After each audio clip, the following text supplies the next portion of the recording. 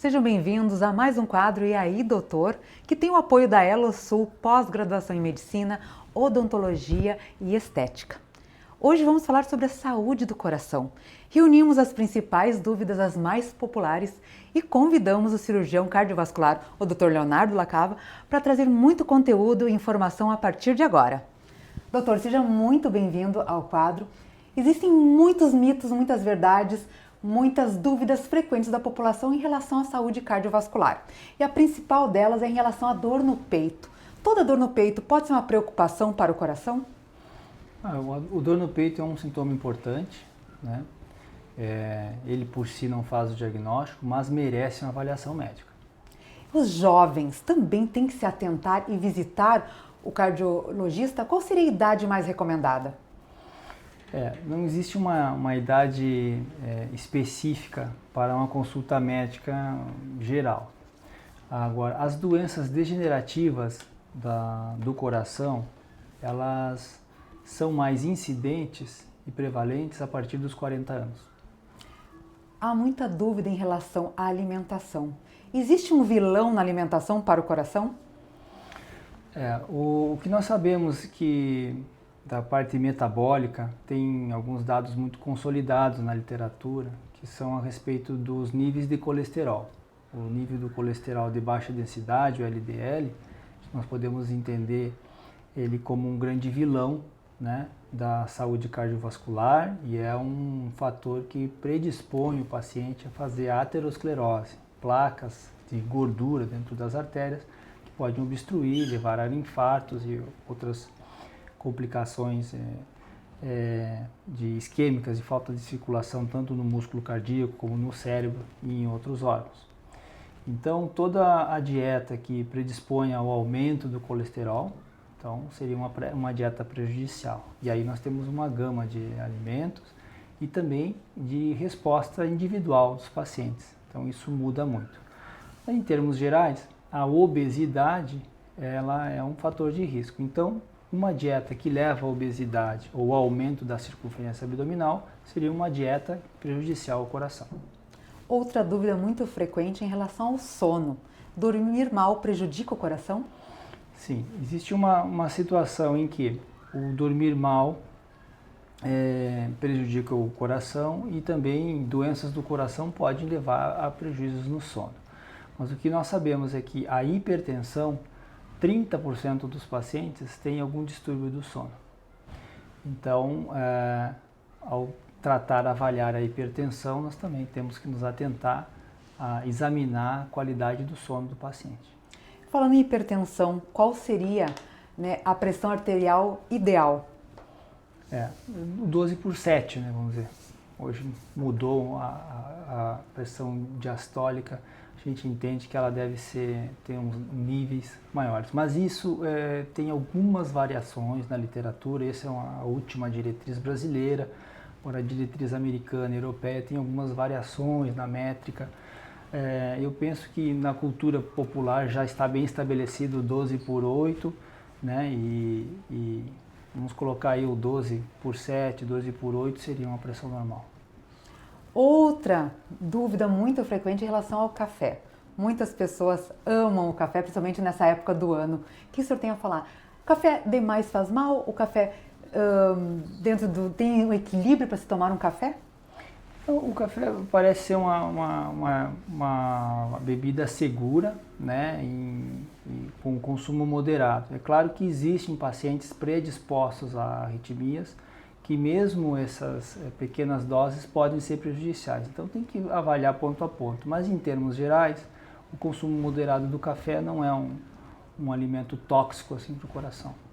Outra dúvida também que está dentro, né, digamos, do imaginário popular é a bebida alcoólica, né? Existe uma quantidade que seja saudável ao coração? Existem alguns estudos mais recentes que colocam isso com um pouco mais de clareza, né, do ponto de vista médico-científico, onde nós, com esses dados, não podemos determinar qual é a medida segura do consumo de álcool, assim como nós não temos também com relação ao fumo. Então, qualquer dose de fumo ou de bebida alcoólica, ela seria tóxica, né, para o organismo. A pessoa que para de fumar, o que muda no coração?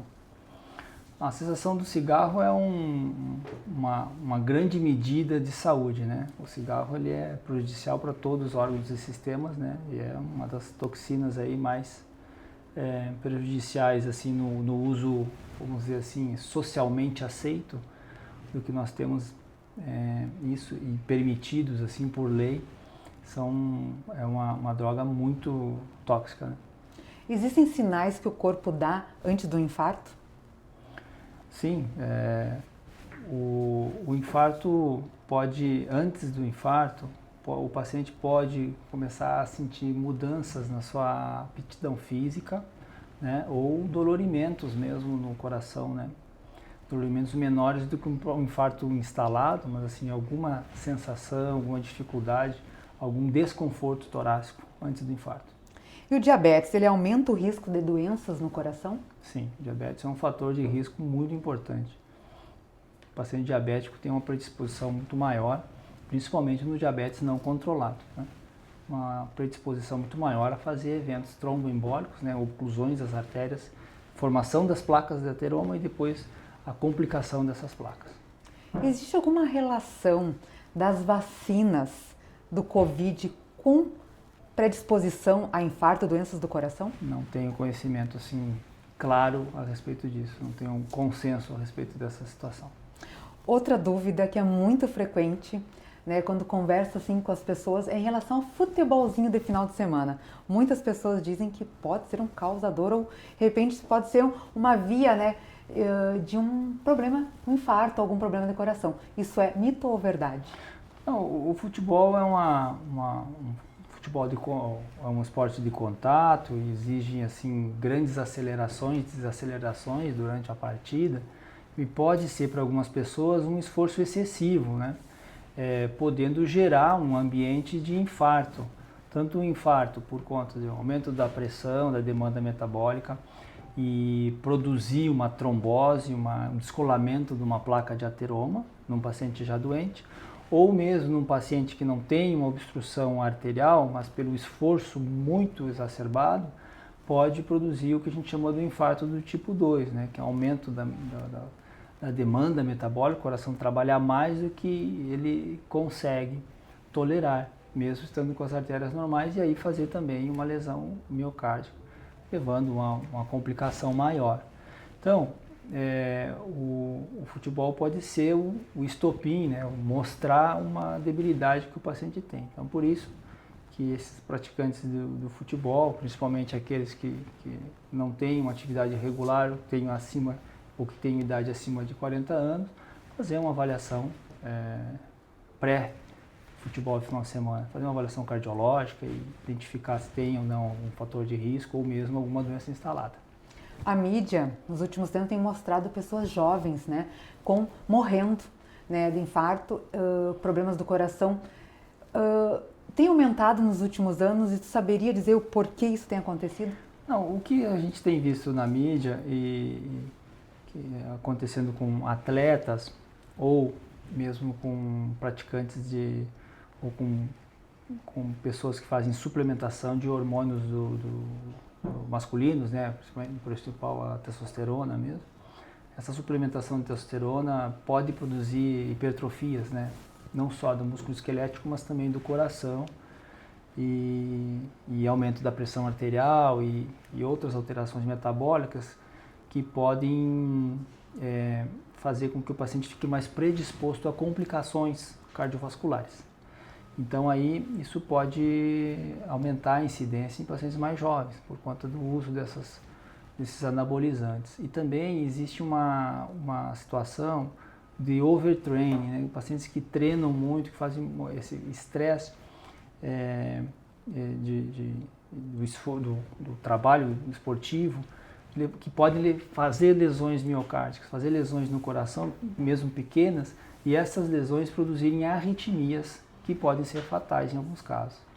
Então, essas são situações que podem ocorrer nos jovens. E outras são as doenças genéticas do coração, que levam a hipertrofias, o coração crescido, que também podem ser identificadas após um evento como esse, uma arritmia, uma queda, como ocorreu, por exemplo, com esse jogador de futebol da Dinamarca, o Eriksson, que há anos atrás teve uma morte súbita que foi coibida, abortada, né, em campo, foi implantado um desfibrilador nele e ele seguiu atuando como jogador profissional e agora, 2 dias atrás, teve um novo evento, só que agora ele tinha um dispositivo que tratou ele naquele momento, né, desfibrilou, né? Fez um choque interno que trouxe ele de volta a um ritmo regular e abortou essa morte súbita, né? A saúde bucal, ela é importante? Uma infecção na boca, ela pode chegar no coração? Sim, os germes da boca, ao atingirem a circulação sanguínea, eles podem fixar-se nas válvulas cardíacas, né, e formar o que a gente chama de endocardite. A inflamação crônica também produzida por periodontites ou doenças bucais, elas também podem gerar essa inflamação crônica e predispor a aterosclerose, a formar placas de ateroma no paciente. Agora, algo bem na sua área, que são as cirurgias cardíacas, né? Como é que elas têm evoluído? Hoje elas estão menos complexas e mais seguras? Não, menos complexas eu não diria, porque como a faixa etária da população vem aumentando, né, a longevidade da população vem aumentando, então nós temos operado pacientes cada vez mais idosos e muitas vezes com doenças mais complexas ou múltiplas, né? Então a complexidade não mudou, até aumentou, né? A gente está se expondo a casos cada vez mais complexos por conta que foram melhorados os cuidados, né? E a tecnologia que foi empregada para essas terapias, né? Para esses tratamentos cirúrgicos ou intervencionistas. Hoje mesmo com tanta informação e com tanto incentivo a ter uma prática de atividade física, alimentação saudável, por que as pessoas só descobrem problemas cardíacos quando estão já com uma fase avançada? Olha, eu não posso dizer isso, que as pessoas só acham depois da fase avançada, porque eu acho que o acesso à saúde aumentou e há uma tendência, uma moda de que a gente faça mais diagnósticos. Então, isso acontece em fases mais precoces, não avançadas das doenças.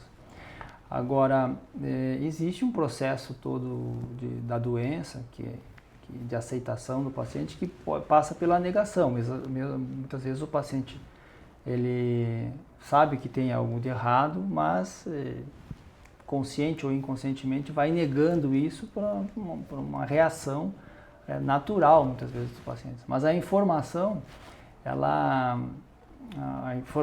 e o acolhimento do sistema de saúde, tanto o público quanto o privado, ele está sendo montado para diminuir isso, né? Para que as pessoas se sintam mais à vontade de dividir os problemas de saúde, né, com os profissionais, para que a gente não ocorra exatamente isso, né? A gente pegar pacientes com uma doença muito avançada, com mais dificuldade de tratamento, ou às vezes até com a impossibilidade de tratamento efetivo para aquela doença.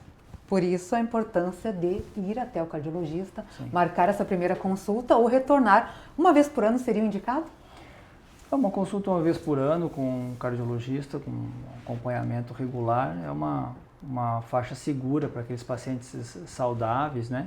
Que já façam essa triagem e depois sim vão acompanhando. Em algumas situações até a frequência pode ser até pode ser menor, né? Mais longínqua, dependendo de caso a caso, né?